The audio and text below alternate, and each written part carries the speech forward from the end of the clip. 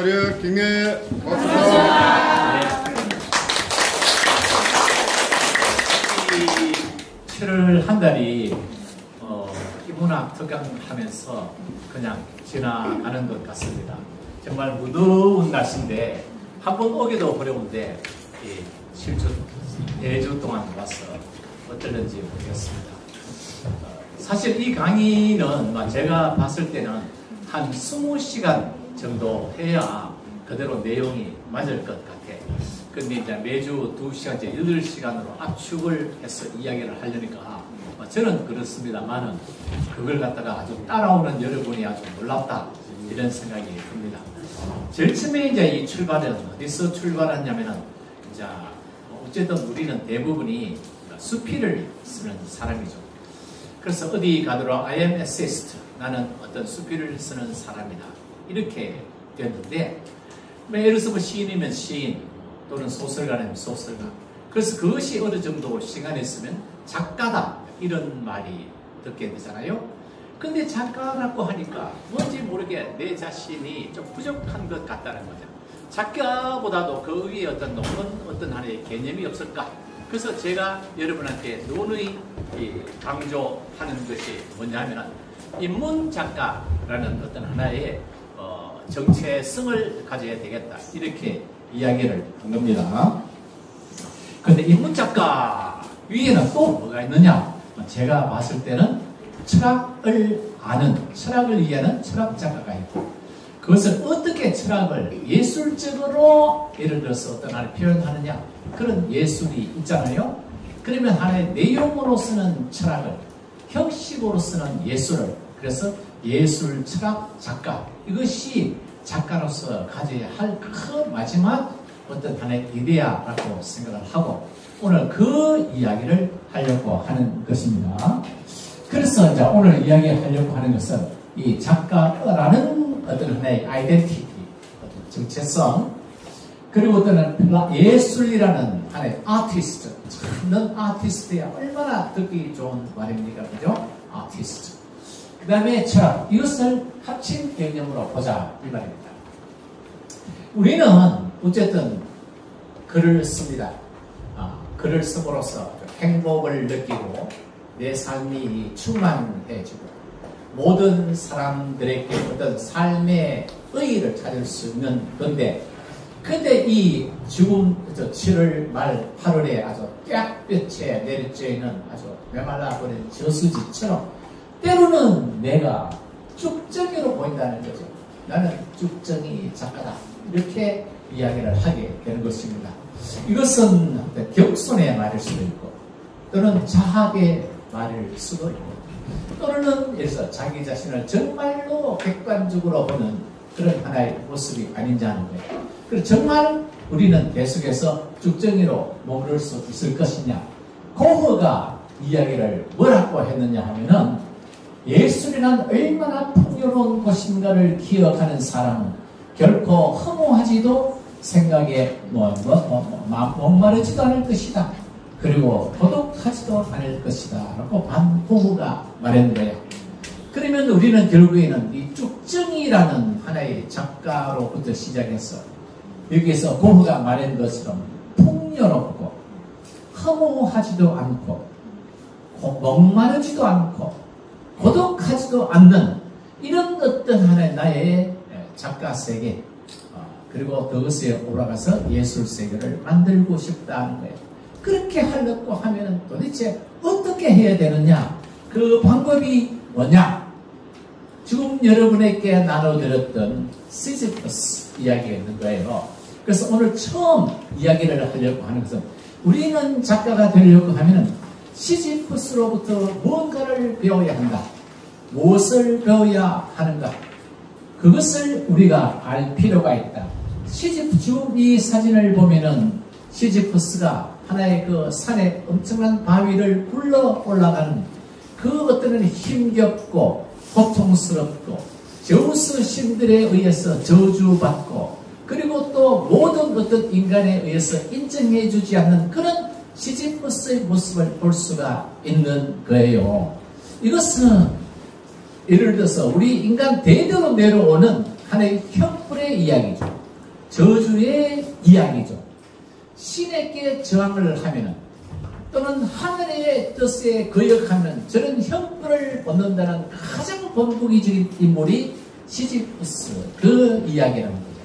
그래서 그러면 시지프스를 통해서 우리가 배워야 할 개념은 뭐냐? 저는 완전히 새롭게 보아야 한다. 시지프스의 정체성을 우리는 낯설게 보고 바꾸어 보아야 한다. 그 이야기로 이 속에서 우리는 작가 의식을 찾을 수 있다. 이 이야기입니다. 제가 처음 문장을 한번 읽어 보겠습니다. 보십시오. 자, 글은 뭐냐는 거죠. 글은 무엇으로 쓰느냐? 손으로 쓰는 것도 아니고 머리로 쓰는 것도 아니고 심장으로 쓰는 것도 아니고 뭐라고 해놨습니까? 글은 온 힘으로 밀어 올리는 것이다. 글은 온 힘으로 밀어 올리는 것이다. 이렇게 이 이야기를 하니까 뭔가 울컥하지 않습니까? 울컥 안 하나? 울컥하지? 아! 밀어 올리는 것이구나. 온 힘으로 밀어 올리는 것이구나. 이 세상에는 온 힘으로 자신을 밀어 올리는 것이 얼마나 많은지를 보라고.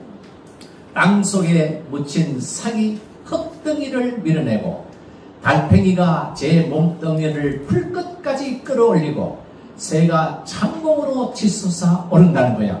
그냥 이때까지 우리는 그냥 사기 돋는구나. 예를 들어서 뭐 웅이 돋는구나. 또는 예를 들어서 새가 나는 거라. 이렇게 생각했으면 그게 아니고 새도 그리고 달팽이도 그리고 또 뭐냐 삭도 온 힘으로 밀어 올린다는 거예요. 이제 이해되지? 그걸 우리는 뭐라 하느냐? 발기한단 말이에요. 발기라는 말이 좀 요상스럽게 쓰이는 단어잖아. 아, 그러나 가만히 보면은 그 발기, 이 말은 그 기를 발산하는 거야. 인간은 그런 거야, 아니야. 모든 마무리 그러는 거야.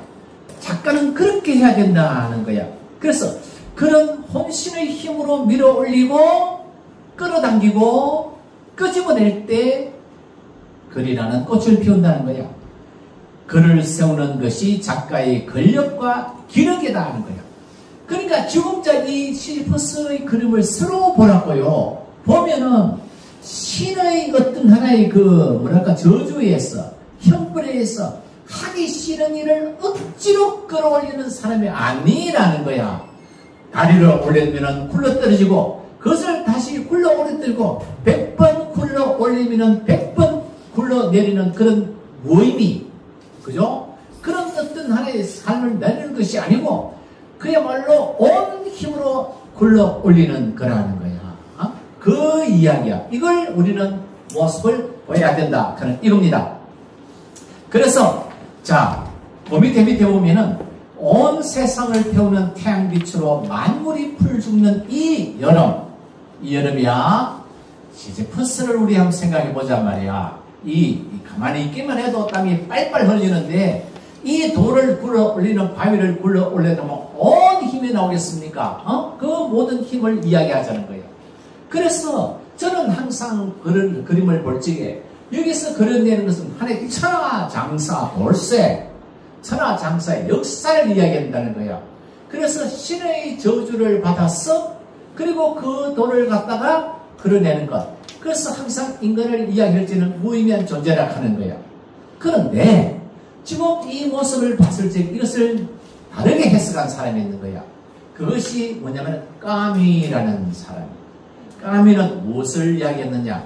까미는 어떻게 보면 공산주의자고 사회주의적인 그런 작가야. 그래서 이걸 노동자로 비유했는 거야. 그 울퉁불퉁한 그 근육, 여러분 근육 보십시오. 이거 팔의 근육 저 뒤에 보입니까?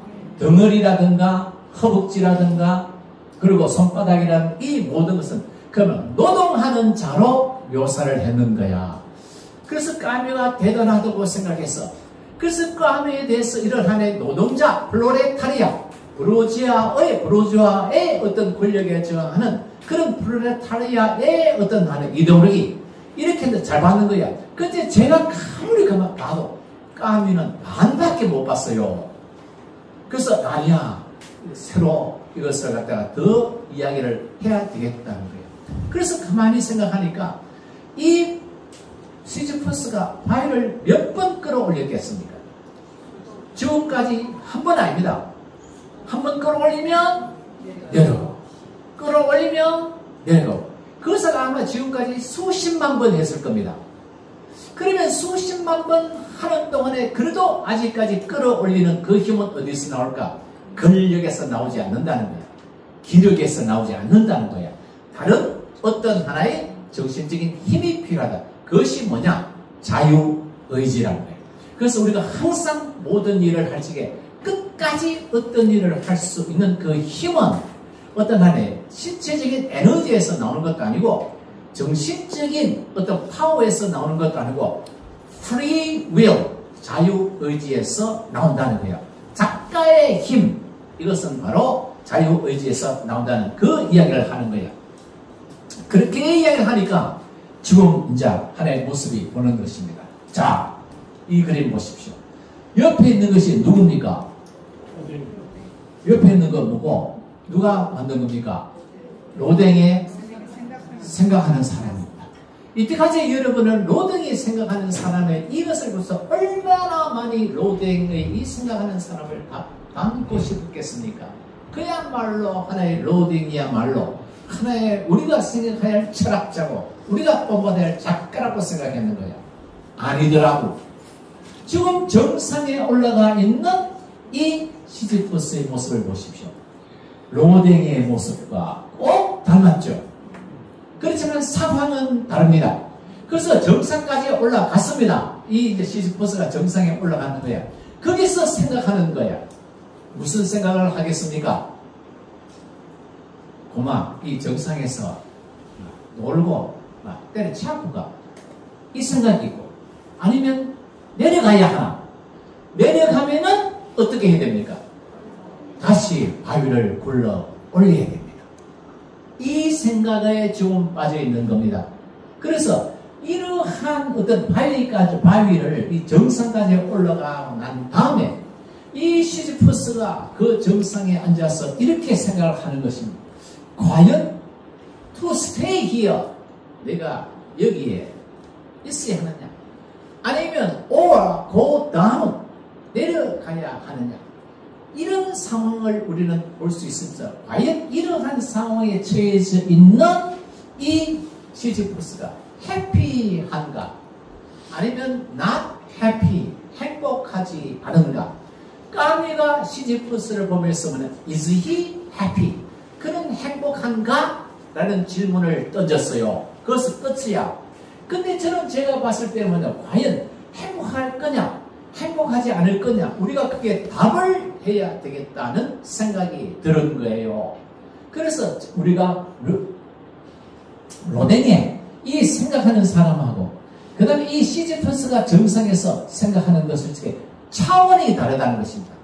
로댕은 가만히 앉아가지고 팝콘 먹으면서 생각하는 거고, 그 다음에 시지퍼스는 이 엄청난 바위, 이것을 갖고서 생각을 하는 것입니다. 그래서 지금 우리는 뭐냐면 이 시지퍼스의 이 모습을 보는 거야.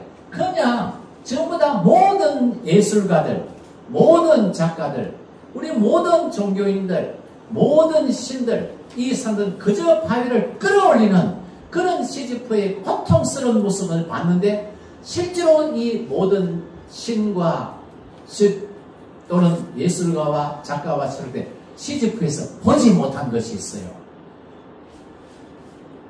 뭐를 보지 못했겠어요?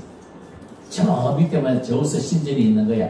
그래서 사람들이 모여가지고 저 시지퍼스 저거 바위 저거 굴러올리는 거 봐라 하면서 아주 희롱하고 조롱하고, 그리고 웃어가면서 자기들은 뭐냐, 포도 먹어가면서, 포도주 먹어가면서 쳐다보고 있는 거예요.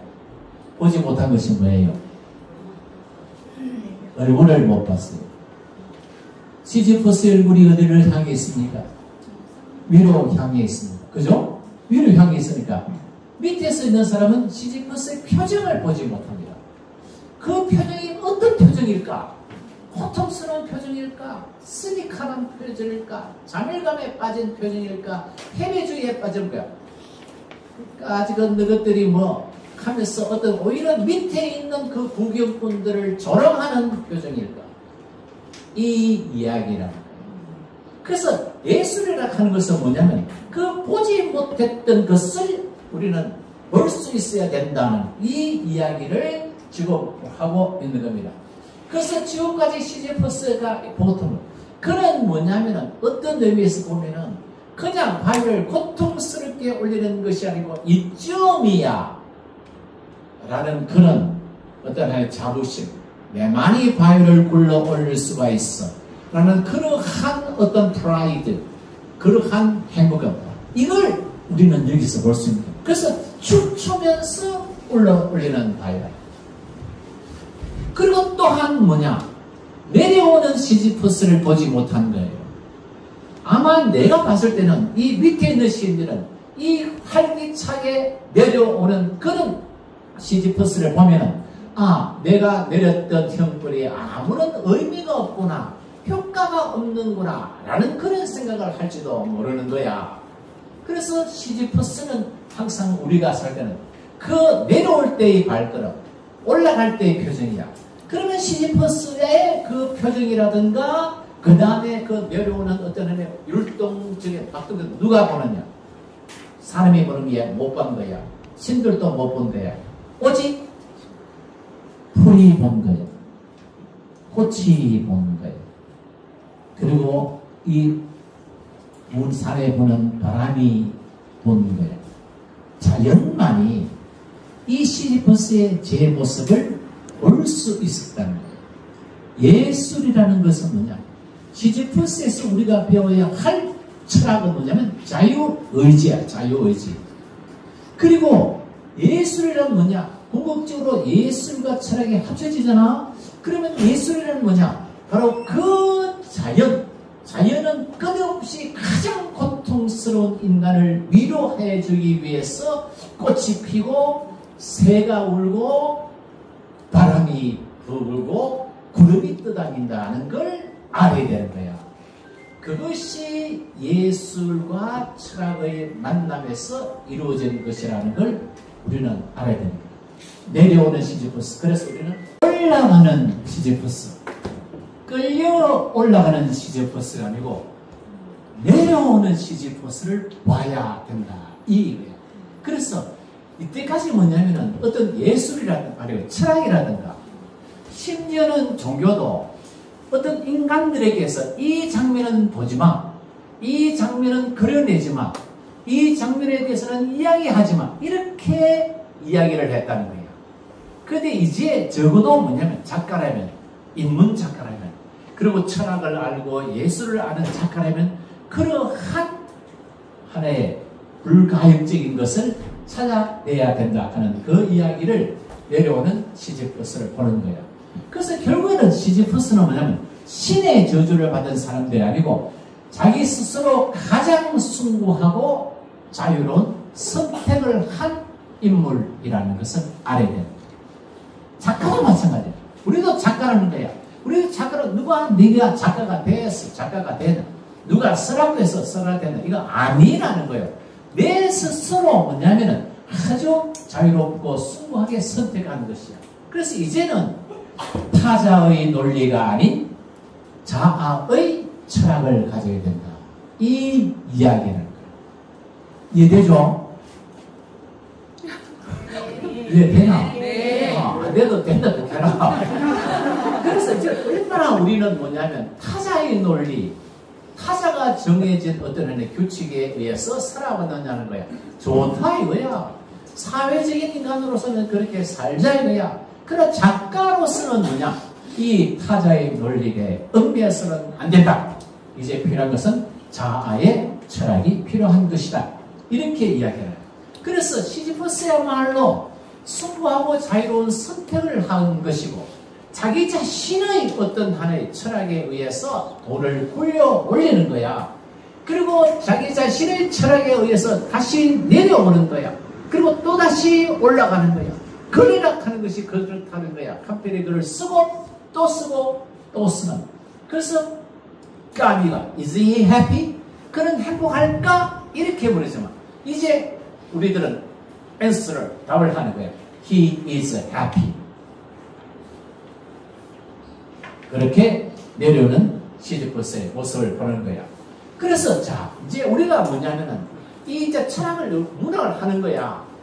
타자의 얼마나 우리가 때로는 뭐냐면 타자의 논리에 의해서 뭐랄까 흔들리게 되느냐. 그 무슨 거 우리가 공부 좀 하면서 이거 개똥 철학 같은 거 이야기하고 한다는 이래 이야기합니다. 우리가 좀 먼저 알고 개똥 철학 한다든지 아니면은 글을 쓰는 사람이라든지 또는 어디에서 그림을 그리는 사람은 우리는 항상 비속어로서 뭐 딴 따라 한다든가 또는 예를 들어서 뭐 환경이라든가 또는 뭐 문물문신 이렇게 비하를 했는 거야. 거기에 의해서 우리는 한 번씩 동요되었다는 거야. 왜 우리는 아까 말했어 숭고한 자유선택에 의해서 글을 쓰는데 왜 자꾸 다른 사람들이 우리를 두고서 그렇게 말하는 이유가 뭐냐는 거야. 이유가 뭐. 정말 그러면 예를 들어서 문학이 불필요한 돈도 안 되는 걸 이야기하기 때문에 그것을 깨우쳐 주려고 하기 위해서 그런 말을 하느냐. 아니라는 거예요. 아니라는 거야. 왜 저 산 밑에 있는 그 신들이 제우스가 어떤 시지퍼스가 바위를 굴러 올릴 때에 그 밑에서 조롱하고 희롱하고 예를 들어서 뭐 어떤 한 헛발질하고 그랬느냐는 거예요. 지가 시지퍼스가 될 수 없었기 때문이야. 자기 자신들은 시지퍼스처럼 바위를 굴러 올릴 수 없기 때문이라는 거야. 그래서 마찬가지로 뭐냐? 왜 사람들은 예술은 위험한 것이야? 또는 예술과는 좀 가까이 하기 어려워.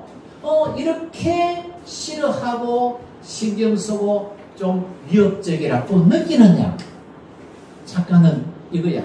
크게 성공하거나 아니면 또 크게 사고치기 때문에 국가 한 나라의 독재자나 정치가들 제일 무서워하는 것이 예술가야. 이 작가야. 평소에는 그냥 쥐죽은 듯이 가만히 있는 거야. 근데 한번 사고치면 크게 사고치는 거야. 이것이 예술하고 글을 쓰는 사람이야. 이 작가 조수미 봐라. 케이팝 봐라. 크게 성공하거나 크게 성공. 그래서 작가는 예술하면 한번 한다 하면 크게 하는 거야. 보통 때는 잘 안 하는 거야. 두 번째는 뭐냐면 그들이 하고자 하는 말을 다 해버렸기 때문에 그러니까 작가들은 자기 일반 사람들은 자신들이 말할 기회가 없어요. 글을 쓰는 사람이든 또는 예를 들어서 화가든 또는 예를 들어서 음악가든 이 사람들은 보통 사람들이 했어야 할 말을 다 해버린 거예요. 음악으로 하잖아요. 그림으로 하잖아요. 글로서 하잖아요. 조각으로 하잖아요. 그러니까 일반적인 보통 사람은 그냥 멀뚱히 쳐다보면 지 할 말을 못하는 거야. 그러니까 뭐 속된 말로 뿔따구가 나는 거야. 그러니까 예술가들 보고 궁지랑 걷는 거야. 세 번째 차이점은 뭐냐. 작가라는 사람들, 예술가라는 사람들은 뭐냐면 영혼의 갈증은 채워지는 것이 아니라 깨어나는 것이야. 우리는 영혼은 깨어나는 것이라고 생각하는 거예요. 근데 대부분의 사람들은 전부 다 뭐든지 채워진다고 생각하는 거야.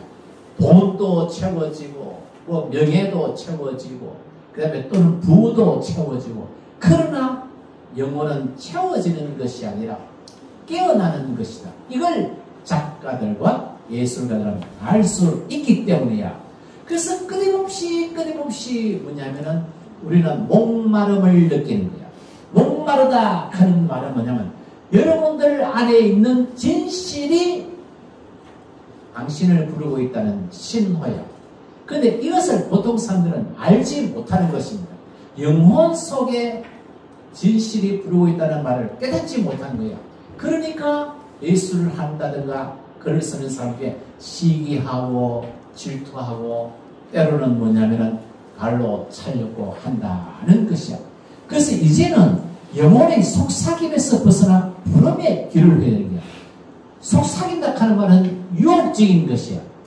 속삭인다 하는 것은 찰나적인 것이고 속삭인다는 것은 물질적인 것이야. 그녀는 속삭이는 것이 아니고 야성의 부름처럼 우리는 그 부름의 호응을 해야 된다. 그래서 결국에는 알 수 없는 것, 알 수 없는 이 무엇을 갖고서 이제는 뭐냐면 예술에 대해서 이야기를 하려고 하는 거예요. 17세기에 이 빅토리아 시대에 이 사교계에 쓰든지 또는 미술에 쓰든지 또는 철학이라든지 심지어 종교에서도 상대방에 대한 가장 좋은 칭찬이 뭐냐면 알 수 없는 것이었어요. 예를 들어서 사교계에 할 적에 아주 빅토리아 시대 궁전에서 뭐냐면 어떤 하나의 댄스 그러니까 무도회가 열리잖아. 그러면 어떤 하나의 이제 청각이 뭐냐면은 귀족이 어떤 귀부인한테 가서 그러는 당신은 참 아름답습니다. 당신은 참으로 아름답습니다. 그런데 당신에게는 알 수 없는 무엇이 있어요. 이렇게 하는 거야. 그 순간에 무슨 일이 벌어지기 시작하느냐. 연애와 스캔들이 벌어지기 시작합니다. 그지? 알 수 없는 그 무엇이. 그게 당신은 참 아름답습니다. 이거 가지고는 상대방을 갖다가 혹하게 할 수가 없어요. 알 수 없는 그 무엇. 미스터리한 것. 미스터리어스한 것. 아무리 내가 알려고 해도 알지 못하는 something. 무엇이 당신에게 있다는 거야. 예술이라는 것, 철학이라는 것, 어떤 점에서 종교라는 것, 이 모든 것이 뭐냐면 알려고 해야 알 수 없는 그 무엇을 향하고 지향하는 것이야. 아주 쉽게 말하면 우리가 글을 한 편에 대해서 쓴다는 거야. 어머니에 대해서 글을 5편 쓰는 거야. 썼는데 근데 또다시 내가 어머니에 대해서 글을 쓰고 싶다는 거야. 그래서 꽃에 대해서 쓰고 싶다는 거야. 해바라기에 대해서 3편의 글을 썼어요. 근데 또 갑자기 뭐냐면 해바라기 밭으로 구경 가고 싶다는 거야. 그 동기를 가만히 찾아보라고. 왜? 알 수 없는 그 무엇, 그것을 알지 못했기 때문이야. 그래서 그것을 알려고 간다는 거야. 이것이라는 거야. 그래서 알 수 없는 그 무엇을 가면 가만히 참 어떤 하나의 귀부인 앞에서 참 당신은 참으로 알 수 없습니다. 아름답습니다. 근데 그 당신의 아름다움이 무엇인지 도저히 알려고 해도 알 수 없어요. 이 17세기에 이 빅토리아 시대에 뭐냐면 이 무도회라든가 예를 들어서 댄스 파티 이때는 전부 다 말장난이야. 말장난. 말을 잘해야 그때 꽃이 없는 거예요. 알 수 없는 것은 첫째는 종교적으로 말하면 신비로운 체험이나 영적인 경험을 나타내는 거예요. 두 번째는 뭐냐면 말문이 막혔어요. 그죠? 무엇을 너무 아주 경악을 하거나 충격을 받거나 감동을 할 때는 그때 우리는 알 수 없는 그 무엇에 사로잡혔다. 이렇게 이야기를 하는 거야. 그 다음에 알 수 없는 그 무엇을 가진 사람은 카리스마를 가진 사람이야. 카리스마를 가진 사람이거나 가슴을 가진 거야. 즉, 알 수 없는 것은 독특한 특성을 지닌 아름다움을. 그러니까 알 수 없는 그 무엇에는 숭고함, 신비스러움, 그리고 아름다움, 고결함, 청순함, 우리가 꿈꾸고 우리가 예술과 문학을 통해서 표현하고 싶은 모든 아우라가 이 알 수 없는 그 무엇이라는 이 단어 속에 들어가 있는 거예요. 그래서 내가 어떤 것에 대해서 알 수 없는 그 무엇이 있다. 이 말은 뭐냐면 사랑을 느끼는 순간이에요. 그것의 매력을 느끼는 그런 강렬한 느낌을 갖는 거예요. 그래서 한마디로 말하면 알 수 없는 그 무슨 마치 안개처럼 애매모호하고 불확실한 것이 아니라 가장 감미롭고 고귀한 신비, 미스터리를 나타내는 거예요. 그래서 이러한 알 수 없는 그 무엇, 이런 이 단어를 사교계에서도 쓰고 철학에서도 쓰고 종교에서도 쓰고 자연에서도 쓰고 예술에서도 쓰고 문학에서도 쓴다는 거야. 이게 그러니까 우리가 알 수 없는 그 무엇 하는 말은 어떤 대상이 있잖아. 어떤 대상을 갖고서 우리가 그 대상을 갖고서 포착을 해가지고 착상을 해서 그다음에 모든 것을 다 알면 그러면 그것에 대해서 온전한 글을 쓸 수 있다고 생각하는데 제가 가만히 생각하니까 그건 거짓말이더라고. 그게 아니고 알려고 해도 98%는 알았는데 나머지 2% 알 수 없는 그 무엇 요런 것 때문에 글을 쓰고 그림을 그리고 조각을 하더라고. 그게 예술이더라고. 이해되지? 네. 다 안다고, 다 알아야 그것을 갖다가 소유로 삼아가지고 글로 쓰는 게 아니더라고. 몰라야 된다는 거야. 몰라야 된다는 거야. 그 모름의 상태는 무지의 상태가 아니라는 거야. 내가 그것에 혹했다는 거야. 내가 그것에 끌렸다는 거야. 그것이 갖고 있는 아까 좀 전에 말한 순결하고 고상하고 아름답고 그리고 심지어는 그것이 지니고 있는 아주 카리스마적인 어떤 이런 것을 우리가 느꼈을 때 받는다는 거예요. 사교할 때는 아까 좀 전에 이야기했는 것처럼 오늘 당신은 참 매력적으로 보입니다. 근데 그 매력이 무엇인지 도저히 알 수 없어요. 막 이카는 거야. 알 수 없어. 그러니까 가사에 어디 노래에 뭐 알 수 없으니까 이게 어디 나오지? 유행가도 있어요. 알수 없어요. 이순이의 가사 제목이 알 수 없어가. 아, 그러니까 그거 히트했지? 아, 그러니까 봐. 히트하잖아. 자, 그래서 그러면 우리가 이제 오늘 이야기하는 것은 이 철학, 종교, 자연, 예술, 인간학 이걸 보는 거예요. 자, 예술이란 어떤 점에서 봤을 때는 폭군이야. 얼마나 많은 예술가들이 예술 앞에서 좌절해가지고 쓰러지고 그만두고 목숨을 끊고 심지어는 미쳐버리기도 했느냐는 거예요. 이놈은 도대체 예술이란 뭐냐? 한마디로 말하면 폭군이다. 인간을 폭군. 이 용어를 말해. 자, 특정한 형태로 나를 찾으려 하지 마십시오. 나는 1000가지, 10,000가지 형태로 나타나지만 고정된 형태는 없다는데 그러므로 보기는 하지만 내가 누구인지 알지 못하며 파악하지도 정의하지도 못합니다. 사람들이 나를 쳐다보는 순간 나는 그들의 시야에서 사라져 버립니다. 사람들은 느끼기는 하지만 내 존재를 꿰뚫어 보지는 못합니다. 라고 알 수 없는 그 무엇이 우리에게 이렇게 말하고 있는 거야. 그래서 알 수 없는 그 무엇으로 향하는 유일한 통로, 그 통로가 바로 예술이라는 거예요. 철학은 뭐냐? 알 수 없는 그 무엇이 무엇인가를 이야기해 주는 거야.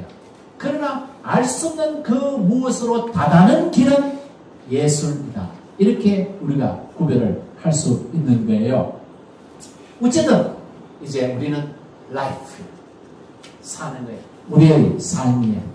우리 작가의 삶은 보통 일반적인 사람들의 삶하고는 다른 자는 내 삶은 항상 어디 위에 보여져 있단 말이죠. 책 위에 보여져. 그죠? 좀 봐라. 책 위에. 저렇게 읽어야 할 책 위에. 내가 써야 할 책 위에. 이렇게 라이프가 놓여져 있다는 걸 예를 들어서 설명을 한 겁니다. 자, 요 카테고리를 여러분이 이해를 하시면은 내가 어디에 있느냐, 나의 좌표가 어디에 있느냐, 내가 살고 있는 공간이 어디에 있는가를 알 수가 있습니다. 문학은 어쨌든 하나의 센터입니다. 중심입니다. 하나의 정중앙에 있습니다. 그것을 둘러싸고 있는 5가지 방향이 있습니다. 하나는 철학, 하나는 예술, 하나는 종교, 하나는 자연, 그리고 하나는 인문학, 소위 인간학입니다. 이 모든 것이 뭐냐면 철학과 문학, 예술과 문학, 종교와 문학, 자연과 문학, 인간과 문학입니다. 어쨌든 우리는 이 문학을 하는 것입니다. 문학이라는 하나의 거점 속에, 허브 속에 있는 것입니다. 이 허브를 지켜주는 5개의 관문이 있습니다. 이 관문과 이 문학 사이는 하나의 고속도로가 뚫려져 있습니다. 옛날식으로 말하면 실크로드가 있는 것. 실크로드는 그래서 중국과 예를 들어서 서양을 연결해주는 그런 하나의 비단길이었습니다. 그러나 우리의 시대는 소울 로드입니다. 영혼의 길입니다. 실크로드가 영혼의 길. 이 5개가 방향이 있다는 것에 있어서 그래서 각각의 영향 관계가 어떤 것이 있느냐를 보겠습니다. 기본적으로 철학이 뭐냐? 종교가 뭐냐? 예술이 뭐냐? 이 이야기입니다. 철학은 인간에 대한 이성적 분석입니다. 철학은 인간에 대한 이성적 분석입니다. 예술이라든가 문학은 뭐냐? 인간에 대한 감성적 표현입니다. 이걸 알아야 됩니다. 철학은 분석하는 것이고 문학은 묘사하는 것이다. 묘사입니다. 자, 그러면 종교와 문학과의 감정 차이는 뭐냐? 우리는 종교는 절대 가치를 다루는 것입니다. 그러나 문학은 감정을 다루는 것입니다. 종교는 신이라는 절대 가치를 다룬다면 문학은 감정을 다루는 건데 이 종교나 문학의 공통점은 존재성을 다룬다는 것입니다. 존재성. 그런데 이제 이 존재성은 차이가 있는 것이죠. 종교에서 말하는 인간과 신의 존재성하고 문학에서 말하는 인간과 예술의 존재는 다릅니다. 그 다음에 재밌는 것이 이 예술과 문학의 차이입니다. 예술은 이 예술이라든가 문학은 우리가 항상 보면 이 어둠을 주로 이야기 많이 합니다. 빛을 이야기하지 않습니다. 밝음을 주로 이야기하지 않습니다. 어떻게 보면은 인간이 갖고 있는 밝음이라든가 이거는 주로 정치학이라든가 경제학이라든가 뭐 어떤 하나의 사회학이라든가 이런 것이라면 어쨌든 이 문학은 어둠을 다루는 것이에요. 어둠을 다루는데 이 문학은 뭐냐면 빛 속에 있는 존재의 어두운 단면을 그려냅니다. 그래서 우리는 지금 이 빛 속에 있습니다. 사실은 지금 빛 속에 나와가지고 빛 속에 사실은 노출되어 있잖아요. 나도 마찬가지고 여러분도 마찬가지잖아요. 그러나 노출되어 있지만 사실은 뭐냐면 이 노출 속에 숨어 있는 어두운 단면, 문학은 그것을 그려내는 것이다. 무엇이 이걸 그려낸다는 것이죠. 그래서 하나를 이야기를 보면 딴 것은 어려운 거 놔두고 중간에 있는 철학과 문학에 대해서 비트겐슈안이 한 말이 있습니다. 보면 철학 작업이란 자신에 대한 작업이라고 했습니다. 우리가 철학을 이야기하면은 마치 뭐 진성미 뭐 이런 이야기 또는 뭐 하다못해 뭐냐면 정의가 무엇이라든가 뭐 그런 이야기를 했는데 아주 그게 아니라 나에 대한 작업 이 이야기더라고요. 나에 대한 작업. 그래서 비로소 우리는 철학과 문학의 공통점을 찾아내는 거예요. 나에 대한 작업을 하는 것이 철학과 문학의 그 관계로서 데카르트가 아주 놀라운 말을 했습니다. 뭐라고 말을 했느냐면 나는 읽고 데카르트만큼 뭐냐면 독서가가 없습니다. 읽고 읽었다. 그래서 내 젊은 두뇌는 온갖 공상과 진실로 가득 차 버렸다는 거예요. 하도 많이 읽어 머릿속에 꽉 차 버린 겁니다. 그런데 이제 쉴 새 없이 획득한 지식을 마음에 심는다는 것이었어요. 이것이 데카르트가 한 말입니다. 이 데카르트가 한 말은 두 가지가 있습니다. 책을 많이 읽어라. 그리고 책을 많이 읽는데 이것은 전부 다 두뇌 속에 있는 겁니다. 책은 내가 내 자신이 들 수 있는 하나의 씨앗에 불과합니다. 상대방이 썼는 책은 씨앗에 불과한 거야. 그 씨앗을 머릿속에 놔두면 안 된다는 거야. 그것을 어디에 심으라고 합니까? 내 마음에 심으라고 그랬어요. 그래서 문학은 종합적으로 머리에서 나오는 것이 아니고 가슴에서 우러나오는 것이다. 이걸 이야기하는 것이 데카르트야. 그래서 이 철학과 문학을 이야기할 적에 비트겐슈타인과 데카르트가 한 말을 참 이야기를 할 수가 있습니다. 그래서 책을 읽을 적에 항상 우리는 어떻게 이야기를 하냐면 그냥 책이라는 건 메모리, 어떤 기억하는 것이 아니죠. 기억하지 않고 항상 머릿속에 삭혀라. 삭혀며 읽으라 한단 말이야. 삭혀 읽으라 하는 말은 뭐냐? 바로 가슴에 네 책을 담아라 하는 그 이야기야. 그 이야기를 철학과 문학에서 그래서 소크라테스가 한 말이 아리스토텔레스가 한 말이 관계가 없는 위대한 지성은 없다. 얼마나 멋있는 말이오. 지성인, 지성인, 지성인. 이렇게 이야기할 때는 아주 젠틀하고 아주 논리적이고 이런 사람들은 완전히 헛개비 지성인이라는 거야. 정말은 뭐냐? 관계 미쳤놈. 지식인 정도로 미칠 정도로 우리가 이루어야 된다. 관계가 없는 위대한 지성은 없다. 그 어떻게 보면 아리스토텔레스든 소크라테스든 니체든 전부 다 그 나름대로는 자기 자신의 관계에 휩쓸렸던 인물이잖아요. 그런 걸 우리가 이해를 해야 된다. 종교는 자 이겁니다. 신이 없는 인간이 비참하잖아요. 우리에게 만약에 신이 없다면 우리 인간은 하나의 개돼지밖에 더 되겠습니까? 마찬가지로 종교가 없는 예술도 비참하다. 예술 그래서 예술에도 종교가 있어야 된다. 이 이야기고 지금 이제 우리는 이 AI 시대가 돼서 인공지능을 이제 만들어내거든요. 인공지능을 만들어서 아주 거의 뭐 아주 신에 부응할 정도의 전지전능한 그런 AI를 만들어내잖아요. AI라 하는 것은 어떤 점에서 보면 신을 대체하는 아주 위험스러운 존재죠. 그래서 우리는 결국에는 AI를 만들어가지고 어떻게 하면 신이 될 수 있는가? 이것이 과학이야. 과학이 그렇게 생각하는 거야. 그러면 결국에는 제2의 바벨탑의 하나의 비극이 빚어질 수 있다. AI 속에는 바로 그러한 바벨탑의 비극이 숨어 있다. 이걸 우리가 이해를 할 필요가 있고요. 그 다음에 결국에는 톨스토이가 이 종교와 문학에 대해서 했는 이 말만 제가 소개하겠습니다. 자, 문학을 통해서 종교적으로 자각하는 겁니다. 문학을 통해서 종교적으로 자각하면 우리의 행복이 어떠하든 그 행복이 일시적인 것이든 영구적인 것이든 행복이 정신적인 것이든 물질적인 것이든 간에 우리 모두가 형제적 삶과 사랑으로 결합되어 있다고 보는 것이라 했어요. 그래서 톨스토이가 말한 끝없이 예술이란 무엇이냐 저희들이 공부를 했습니다만 그것에 나타났던 것은 뭐냐면 자비의 감염이었어요.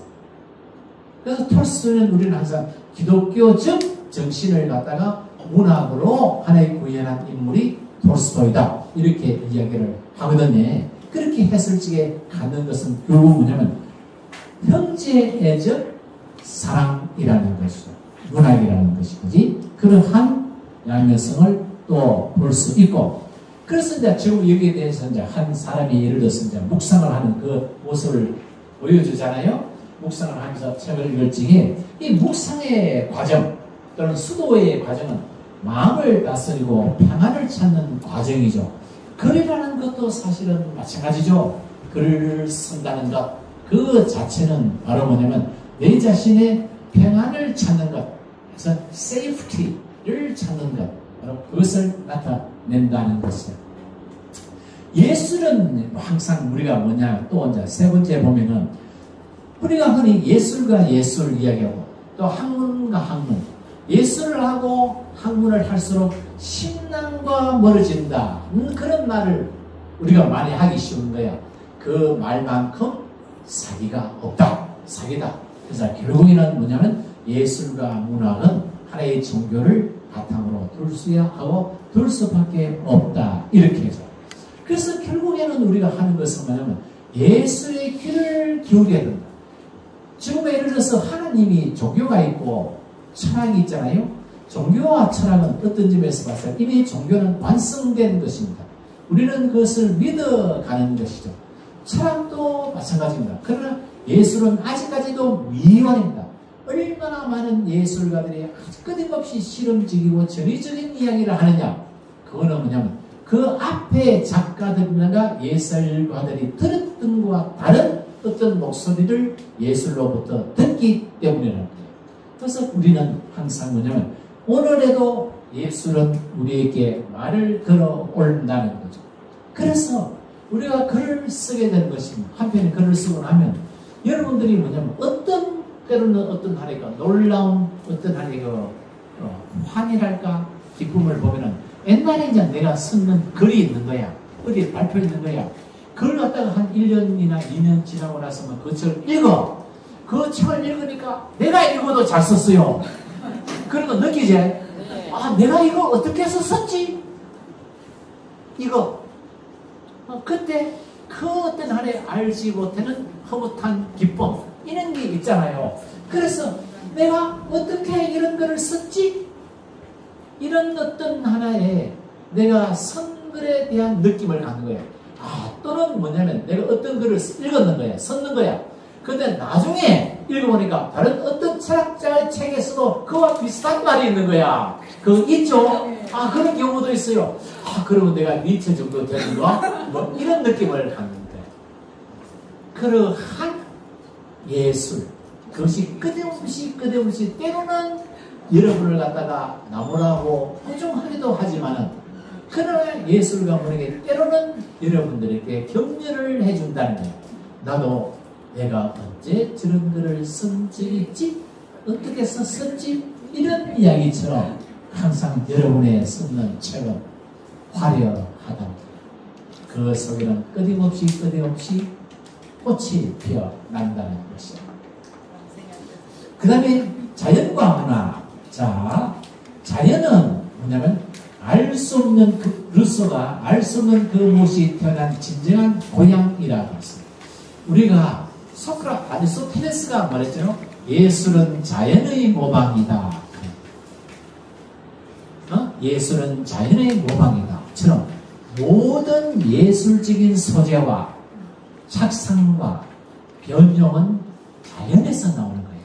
그런데 그 유럽에서는 자연은 누가 만든 것이냐?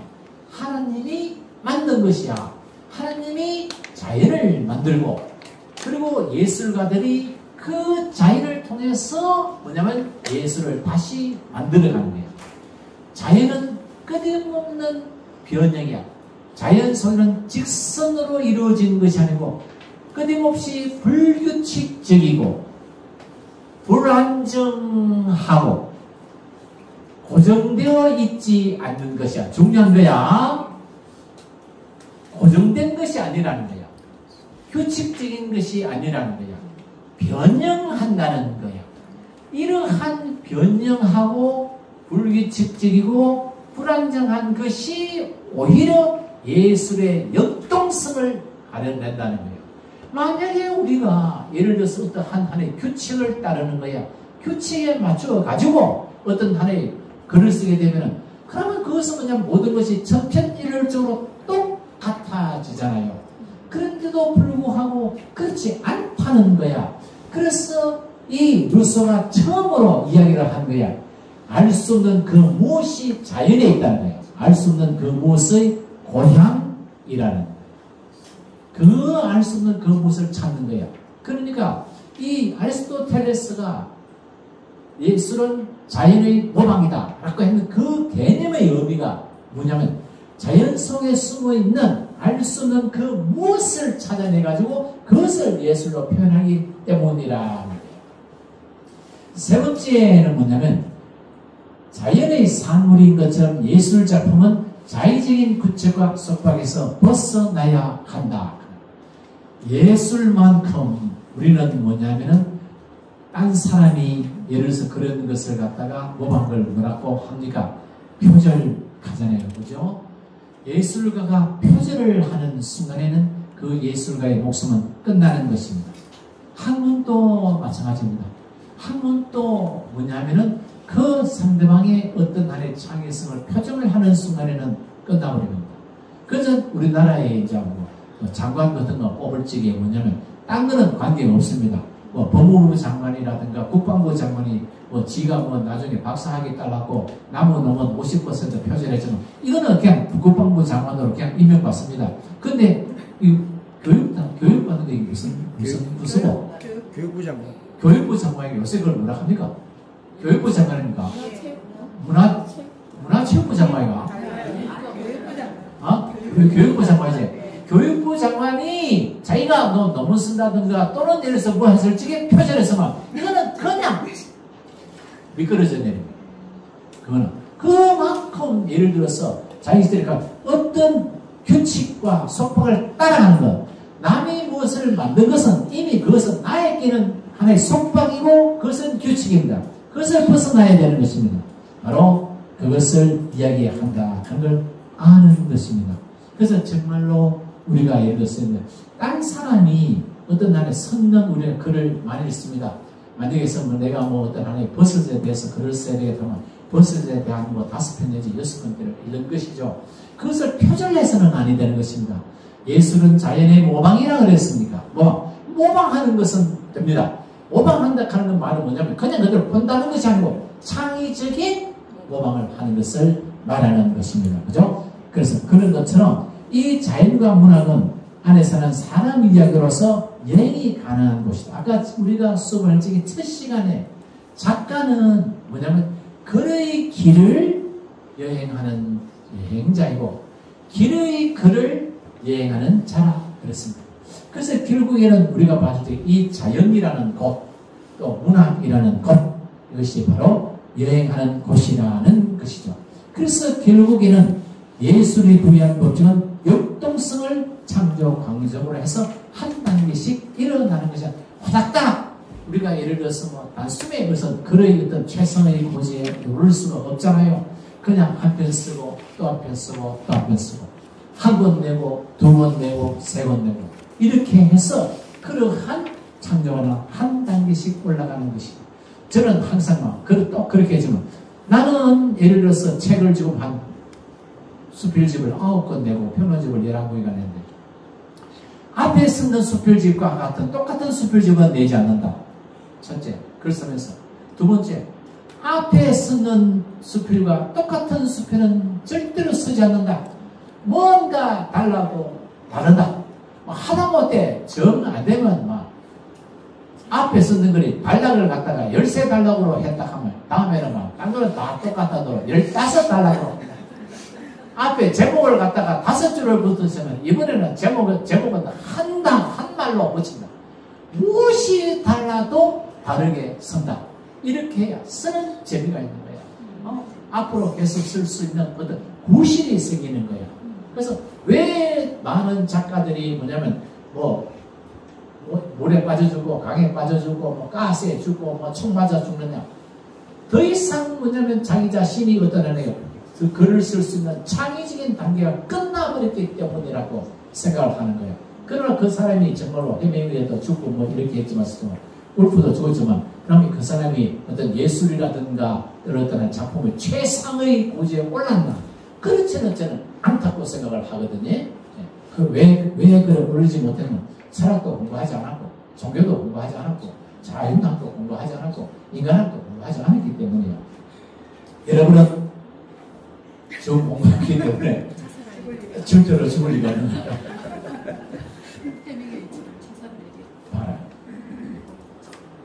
이 책을 보십시오. 똑같은 책이지만 이렇게 자연의 나위 위에 올려놓으니까 얼마나 멋있습니까? 그죠? 여러분도 산으로 등행할 때는 이렇게 올라가라. 그냥 이 이야기를 그려내고요.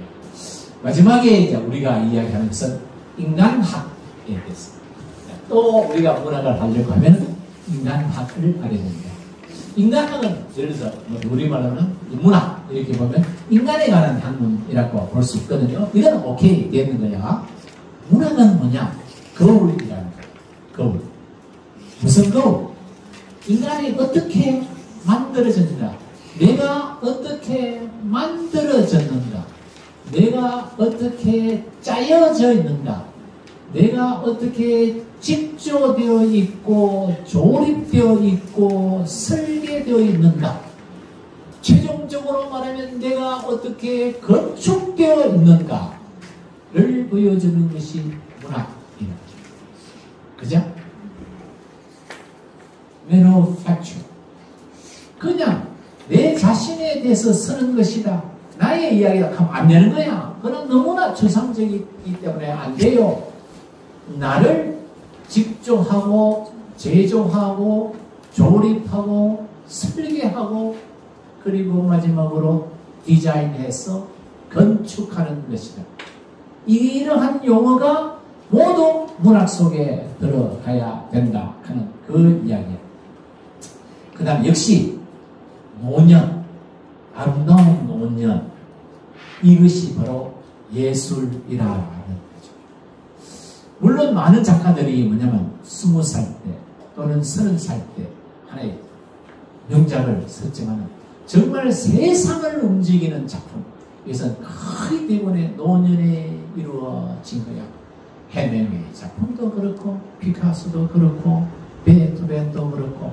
왜 그럴까? 아, 노년 그 자체가 뭐라 말이고 작품이구나. 그죠? 노년 그 자체가 작품이라. 20대의 그 가슴이 있는 여인의 아름다움 좋잖아요. 처음 다 그거 여러분 배우고 싶어가지고 다이어트 하고 그 다음에 뭐 헬스 가가지고 뛰고 해봐야 소용있는 소용없지. 진정한 어떤 하나의 여성의 아름다움이 보면 그 초로의 나이에 접어들었을 때의 그 내면에서 우러나는 것이다.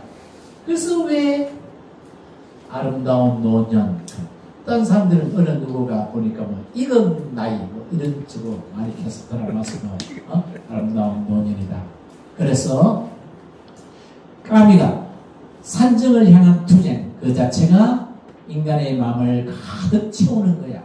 행복한 시지프스의 마음을 그려보지는 안 된다. 까미가 아까 이제 시지프스를 갖다가 그 노동자로 비유하면서 그 어떤 하나의 노동을 찬미한 거죠.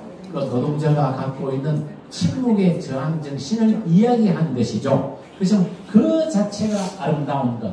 이는 산정을 향한 투쟁 이야기. 산정을 향한 투쟁. 이거는 결국에는 자기와의 투쟁이죠. 문학이라는 것도 결국에는 산정을 향한 투쟁. 이렇지 않습니까? 그 투쟁 그 자체가 우리의 마음속을 가득 차고 있어야 된다. 그래서 이제 우리는 보이지 않는 힘을 보는 눈을 가져야 됩니다. 여기 이제 호모 사피엔스가 인간이 진화되는 그런 모습을 그려낸 거야. 1단계, 2단계, 3단계, 4단계, 5단계. 마지막 5단계는 지금 뭡니까? 의자에 앉아가지고 노트북을 두드리는 이런 단계입니다. 그 뒤에는 책을 읽는 단계. 그 옆에는 뭐냐면 일하러 가는 단계. 제일 앞에는 불종의 모습. 뒤에는 뭐냐면 추종의 모습이죠. 여러분은 지금 5번째 단계에 있습니다. 그죠? 자, 단테의 신곡. 에미 피레오라는 가사가 있습니다. 단테가 지옥을 구경하고 연옥을 거쳐서 드디어 천국에 다다릅니다. 천국에도 이 종류가 9개의 천국이 있습니다. 제일 꼭대기 위에, 그 꼭대기 위에는 물론 하느님이 계시는 곳이죠. 그죠? 그 하느님이 계시는 곳이 에미피레오라고 부릅니다. 그래서 지금 단테와 그 옆에 있는 아가씨가 누구? 베아트리체죠. 단테와 베아트리체가 그 빛의 빙빙 돌고 있는 곳에 갑니다. 저곳에는 하느님이 계시고 천사가 있고 그리고 구제된 인간들의 영혼이 함께 있는 곳입니다. 그것은 시간도 흐르지 않고 무궁한 것이죠. 그래서 결국 우리가 추구하는 이 문학의 세계, 이 문학의 세계는 바로 에미피레오로 가는 실크로드가 아니고 소울로드다. 이 길을 우리는 가야 된다 하는 것입니다. 그래서 결국에는 우리는 다시금 알 수 없는 그 무엇을 향해서 우리는 올라가는 거예요. 한 단계 한 단계 올라가는 거예요. 알 수 없는 그 무엇은 무엇인가 변화무성하고 놀라운 것이라는 거야. 절대로 뭐냐면 규격화된 것이 아니야. 체계화된 것이 아니야. 오히려 변화무쌍하고 놀라운 것이 아름답고 고상하고 매력적이라는 거야. 맨날 뭐냐면은 똑같은 옷 입고 오면 되나? 안 된다는 거야. 한 번씩 내처럼 바꿔와야 된다는 거야. 변화무쌍하고 그래요? 고상하고 놀라운 것이다. 그때 우리는 경이감을 느낀다는 거야. 경이감을 느낀다는 거야. 문학은 우리 그런 뭐냐면 남이 똑같은 소재를 다루도 남이 하자는 톡 쏘는 것, 톡 쏜다 하는 말은 뭐냐면 다른 데서 찾아볼 수 없었던 어떤 경이롭고 매력적인 것을 보여주는 것이야. 그러니까 문학은 규칙을 이야기하는 것이 아니야. 규칙을 이야기하는 것이 아니고 감추었던 것을 찾아내는 놀이야, 플레이야, 게임이야. 그러면서도 테크닉이야. 그러니까 어떻게 보면 문학은 뭐냐? 글 요새 내가 죽겠다 하는 사람이 있거든요. 그는 쭉 풀어야 돼. 그거는요. 글하고 놀 줄 모르는 사람이야. 글하고 놀 줄 모르는. 글하고 어떻게 노는 그 기법, 테크닉을, 스킬을 모르는 사람이야. 그걸 알아야 되는 거야. 우리 보통 예를 들어서 운전할 적에 여러분 초보 운전할 적에 완전히 얼마나 핸들 꽉 쥐고 옆도 보지 못하잖아요. 근데 지금은 안 그렇잖아. 그냥 뭐냐면 운전하면서 앞도 보고 옆도 보고 뒤로 돌아보고 그 다음에 스마트폰도 하고 그 가다가 사고도 한 번씩 매일 봤어요.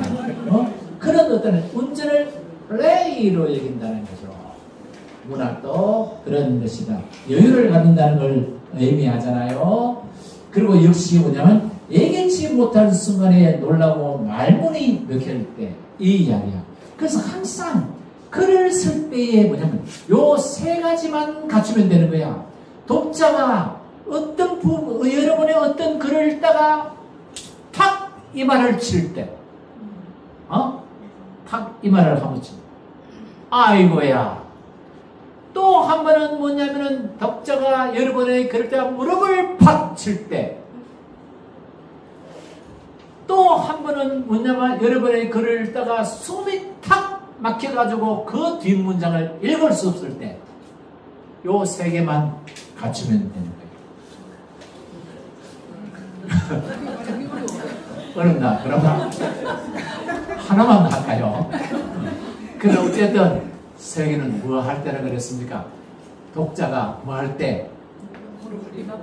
제일 처음부터 이마를 팍 칠 때.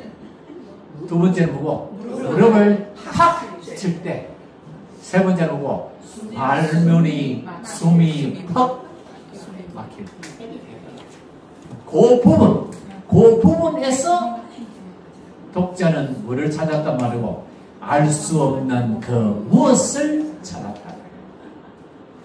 그러니까 무엇을 느끼긴 느끼는데, 말로는 표현하고 싶은데, 설명하고 싶은데, 설명이 안 된다는 거예요.